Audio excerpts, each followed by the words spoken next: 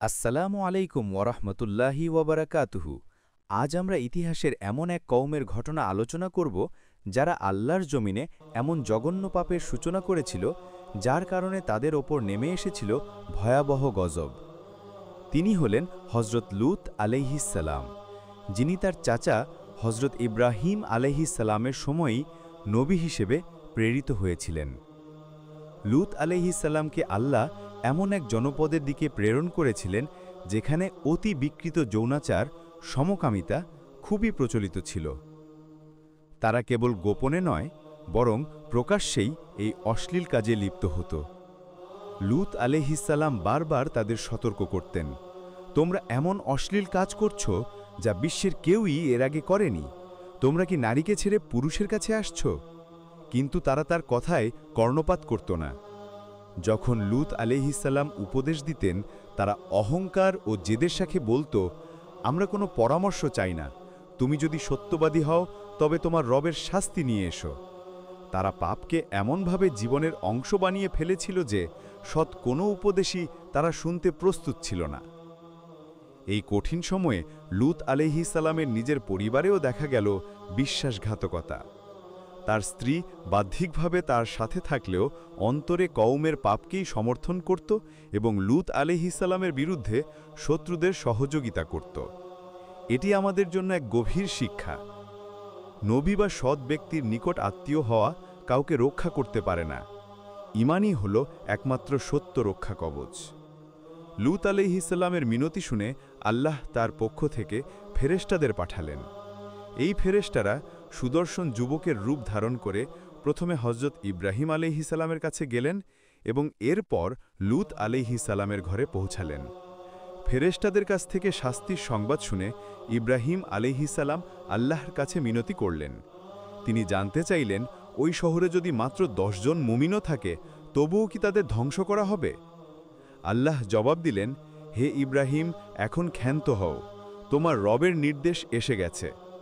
ইব্রাহিম আলাইহিসসালাম বুঝতে পারলেন এই কওমের উপর শাস্তি অনিবার্য। লূত আলাইহিসসালামের স্ত্রী সেই খবর ছড়িয়ে দিলে কওমের পাপী লোকেরা উন্মত্তের মতো তার বাড়ি ঘিরে ফেলল।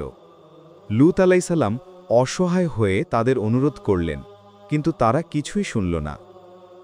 তখন ফেরেশতারা নিজেদের পরিচয় প্রকাশ করে বললেন, হে লূত, আমরা তোমার রবের পক্ষ থেকে প্রেরিত ফেরেশতা, এরা কখনোই তোমার কাছে পৌঁছাতে পারবে না। এরপর ফেরেশতারা আল্লাহর নির্দেশে কওমের লোকদের দৃষ্টিশক্তি কেড়ে নিলেন। তারা অন্ধ হয়ে দরজা হাঁটড়াতে লাগল এবং চিৎকার করতে লাগল।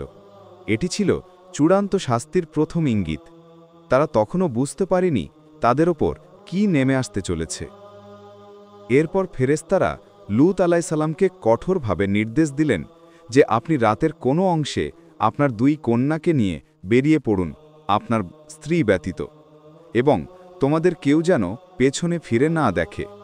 এটি ছিল আল্লাহর প্রতি পূর্ণ আনুগত্যের পরীক্ষা। লূত আলাইহিসসালাম তার পরিবারকে নিয়ে শহর ত্যাগ করলেন, কিন্তু তার স্ত্রী, যিনি কওমের প্রতি আসক্ত ছিলেন, কৌতূহলবশত পেছনে ফিরে তাকালেন। ফজর উদিত হওয়ার সময় যখন লূত আলাইহিসসালাম এবং তার কন্যারা নিরাপদ দূরত্বে পৌঁছালেন, তখনই আল্লাহর চূড়ান্ত শাস্তি নেমে এলো।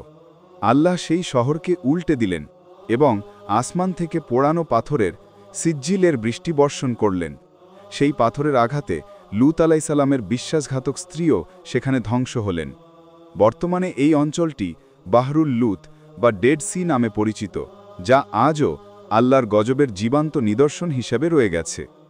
এই ভয়াবহ ধ্বংসলীলার মাঝেও আল্লাহ রক্ষা করলেন শুধু লূত আলাইহিসসালাম ও তার ঈমানদার কন্যাদের। কুরআনে বলা হয়েছে, তবে তার স্ত্রী ব্যতীত আমরা তাকে ও তার পরিবারবর্গকে উদ্ধার করেছিলাম। সে ছিল পশ্চাৎগামীদের অন্তর্ভুক্ত। সূরা আল আরাফ 7:83। এটি আমাদের শেখায়, পাপের বিরুদ্ধে দৃঢ় অবস্থান নেওয়া লোকেরা কখনোই আল্লাহর রহমত থেকে বঞ্চিত হয় না। শিক্ষণীয় দিক 1। এই ঘটনা আমাদের মনে করিয়ে দেয় যে পাপ বাড়লে শাস্তি বিলম্বিত হতে পারে, কিন্তু তা অবশ্যম্ভাবী। আল্লাহর গজব অত্যন্ত কঠিন। 2। অশ্লীলতা ও বিকৃতি কোনো সমাজের পতনের প্রধান কারণ। যখন কোনো জাতি প্রকাশ্য অশ্লীলতাকে স্বাভাবিক মনে করে, তখন আল্লাহর পক্ষ থেকে কঠিন শাস্তি নেমে আসে। ৩. লূত আলাইসাল্লামের স্ত্রীর ঘটনা প্রমাণ করে যে রক্তের সম্পর্ক বা আত্মীয়তা কাউকে আল্লাহর শাস্তি থেকে রক্ষা করতে পারে না। ঈমানই হল আসল রক্ষা কবচ। হজরত লূত আলাইসাল্লামের কওমের এই ধ্বংস আমাদের জন্য এক চরম সতর্কবার্তা। আমাদের সমাজে যখন অশ্লীলতা ও পাপ মাথাচাড়া দিয়ে ওঠে, তখন আমাদের কর্তব্য হল আল্লাহর কাছে সাহায্য চাওয়া, তওবা করা এবং নিজেকে ও পরিবারকে সেই পাপ থেকে দূরে রাখা। আল্লাহ তার নেককার বান্দাদের কখনো একা ফেলে দেন না। আসুন আমরা সেই সব পাপ থেকে দূরে থাকি যা আমাদের দুনিয়া ও আখিরাত উভয়কেই ধ্বংস করে দিতে পারে। আমিন।